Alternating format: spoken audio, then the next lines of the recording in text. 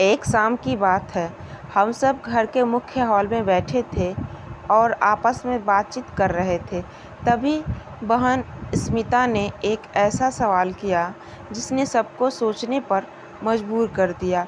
उसने पूछा, भैया, क्या आप बता सकते हो कि बुढ़ापे में असली सहारा कौन होता है, बेटा या बेटी? मैंने हल्की मुस्कान के साथ जवाब दिया, स्मिता, यह सवाल बड़ा संवेदनशील है। इसका जवाब किसी को खुश कर सकता है और किसी को दुखी।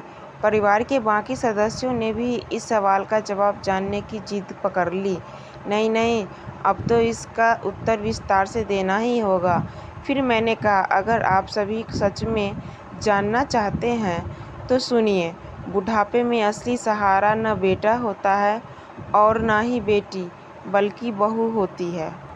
मेरी बात सुनकर सभी थोड़ा चौंके, तो मैंने अपनी बात को और विस्तार से समझाया।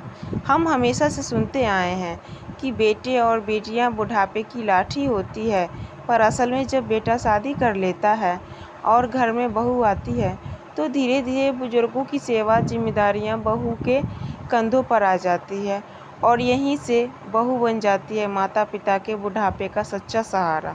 मैंने देखा कि सभी मेरी बातों को ध्यान से सुन रहे थे, तो मैंने अपनी बात को आगे बढ़ाते हुए कहा, बहू ही वो होती है जिसे सास ससुर की आदतों और दिनचर्या की पूरी जानकारी होती है।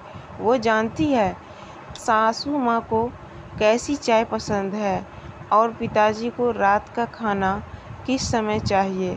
जब सास ससुर बीमार होते हैं, तब बहू ही अपनी सभी जिम्मेदारियों को निभाते हुए उनकी देखभाल करती है।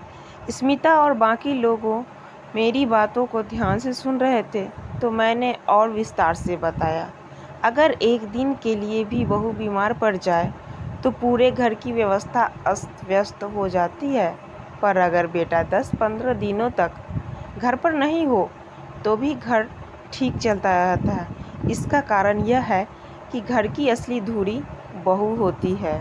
बहू के बिना सास ससुर को ऐसा लगता है जैसे उनका सहारा छीन लिया गया हो। उन्हें चाय से लेकर भोजन तक की छोटी छोटी ज़रूरतों में परेशानी होने लगती है। बेटे के पास इतना समय नहीं होता कि वह सास ससुर की सभी आदतों और ज़रूरतों को समझ सके, जबकि बहू को ये सब आदतें बखूबी पता होती हैं। मेरी बातें सुनकर स्मिता कुछ सोच में डूब गई।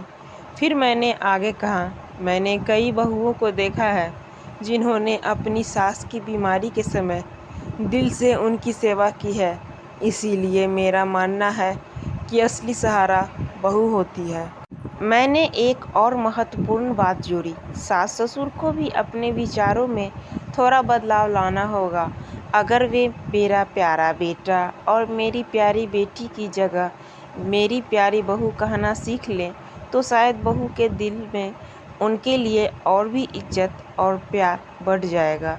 इसीलिए बहू की सिर्फ कमियों पर ध्यान न दें, उसकी अच्छाइयों को भी पहचानें। आज का संदेश, बहू के त्याग और समर्पण की सराहना करें, उसे भी उस तरह से अपनाएं जैसे आप अपने बेटे या बेटी को अपनाते हैं। जैसे हम गर्व से कहते हैं, मेरी बेटी मेरा गौरव, उसी तरह एक पर गर्व से कहकर देखिए, मेरी बहू मेरा अभिमान।